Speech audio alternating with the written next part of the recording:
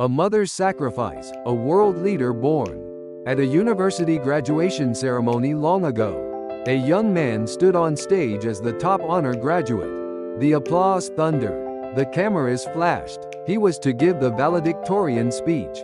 But just before the ceremony began, his mother hesitated outside the hall. She wore an old, worn-out dress. Her hands were rough from years of labor. She was scared, not of crowds, but of embarrassing her son. She had worked day and night, washing clothes for others, skipping meals herself, so her only son could go to school. And now, here he was, graduating at the top of his class. But what if her shabby clothes and tired face ruined his big day? What if people whispered? What if they stared? "Come with me, Mom," he said, gently holding her hand. "This is your moment, too."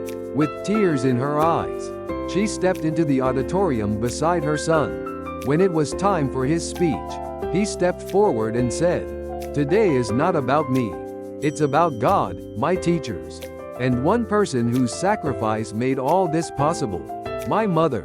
The hall fell silent, and then applause erupted like a wave. When the university president handed him the gold medal, he didn't put it around his own neck. He walked down the steps, through the rows of seats, to where his mother sat. He knelt before her and said, "Mom, this belongs to you." And with steady hands, he placed the medal around her neck. The room wept with him. It wasn't just a medal.